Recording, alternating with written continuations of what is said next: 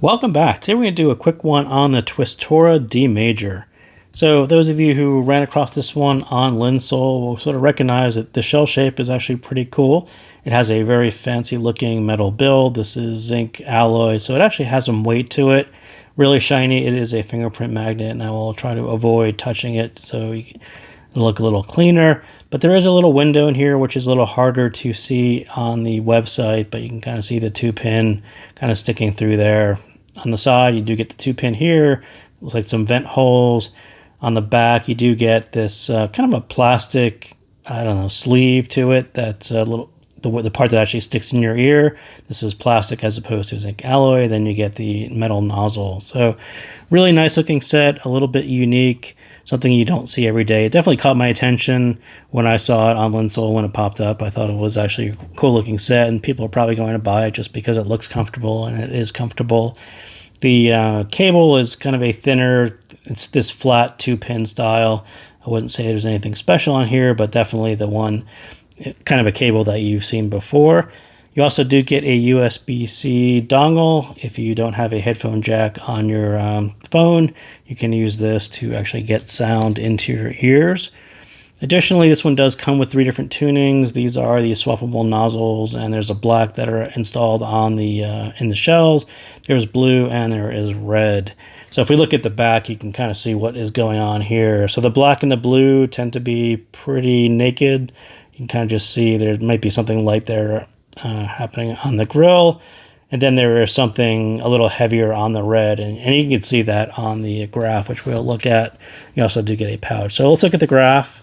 And I would say this one is very much one of these sets where you don't wave your hands over and say it doesn't sound anything like the graph. This one sounds exactly like the graph, and you can look at it and say it's a V-shaped. It's kind of a bass boosted. You can kind of see how much it is above mid-bass, bass boosted. These are probably about 5 dB. That's probably about 6 or 7 dB. So bass boosted, V-shape, bright V-shape. These are pretty high values for ear gain. So yeah, I wouldn't really call it a V-shape. I would definitely call it more of a low volume set. It's definitely designed to fill in some bass at lower volume, and then this kind of sounds more comfortable and more balanced at quite low volume. So I wouldn't necessarily try to use it as a neutral bright or a V-shape. It's not really that style set. It's definitely a lower volume, because these values are actually pretty high for ear gain. So let's kind of walk through it and see what is happening here. But as I said, for the most part, you saw what's happening on the graph. That's pretty much what I'm going to say over again. But, I've never heard of TWISTURA. I don't know if they are a new brand or they are a brand who is domestic to China and decided to sell on the global marketplace. I'm not sure what the background is, but who doesn't really like to see a new set, new brand with a cool looking shell? I think they did that pretty well. But my first impression, they really put together this nice package at a reasonable price. Nice looking shells, high build quality, zinc alloy. It's weighty, has a mix of materials. It's actually pretty cool looking. You don't see something like this every day. Swappable nozzles, the pouch, the tip card, and the dongle. The dynamic driver in this one is a beryllium plated dome and PU suspension. So kind of a fancy dynamic driver. So what is the problem? There's just so many high quality single dynamic drivers at $50 and below. It's just a hard hurdle to get over and to stand out. And I think this one is going to struggle a little bit to stand out unless you're really into a low volume set. And, a new set needs to offer something a little beyond really nice accessories or a nice shell build. I mean, I think all those things contribute and help, but at the end of the day, it kind of comes down to what it sounds like. And on the sound, this one, as I said, you can look at it as a bassy bright V. It sort of sounds like that at medium volume. But where I think this one was really meant to be, it was a lower volume set, and that's where you really hear the better balance.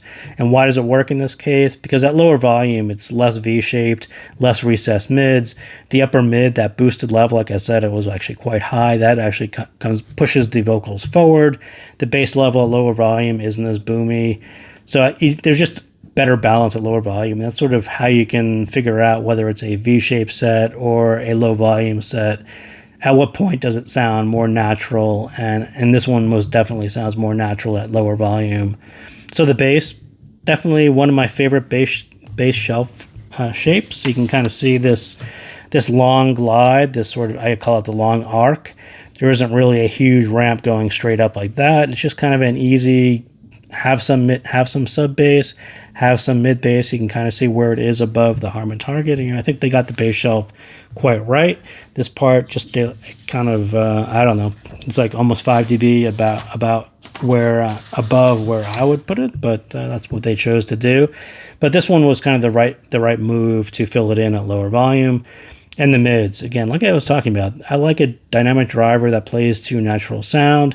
I think that's where dynamic drivers tend to work best. And you don't really force the upper mids beyond the ear gain compensation. This whole thing is really about, this whole area is about really compensating for the IEM shell being inside of your ear and sort of not using your ear structure to actually give you ear gain as it would do naturally. So brands and tuning tend to poke this area up, boost it just a little bit to compensate for that, for the fact that it's in your canal and the sound didn't actually get boosted, especially in that area, by the structure of your ear. So to boost it even higher, it tends to sound a little bit unnatural, and it's really hard to find.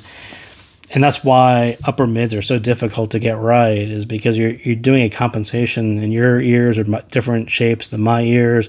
It's hard to find values that work quite well. But then when you overcompensate and say this is really only a low volume set, so we're just going to boost this up so it pushes the mids forward, that's sort of not exactly what they were designed to do. So, I think some lower volume sets hit a more natural balance, and this one still sounds boosted and slightly thin because I think they overboosted that area.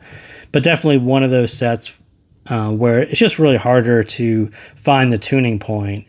What was the volume level that the tuner was tuning this one to? Kind of what styles of music was he listening to? Some sets it's pretty easy to figure that out because there's a point at which you're turning down the volume and everything sounds a lot more natural. And this one, because the values are kind of high right there in the upper mid, it's just really hard to find that volume level that really works for both the bass and give you a more natural sound without it going so boosted and thin. But I did try to EQ it, and I will say that EQing it I got enough feel for it. I wouldn't say that this one is a gem of a dynamic driver. I would say it's okay. EQing didn't necessarily add too much to it, so I didn't spend too much time on it. But I definitely gave it a shot because it is a brilliant plated PU suspension. It should have been okay, but I didn't quite get to the point where I would say that I would pursue EQing it heavily to bring out a gem of a dynamic driver. I don't think it's that style set. And the upper mids, the low treble, really the emphasis here, and that's the part that keeps it sounding familiar at lower volumes.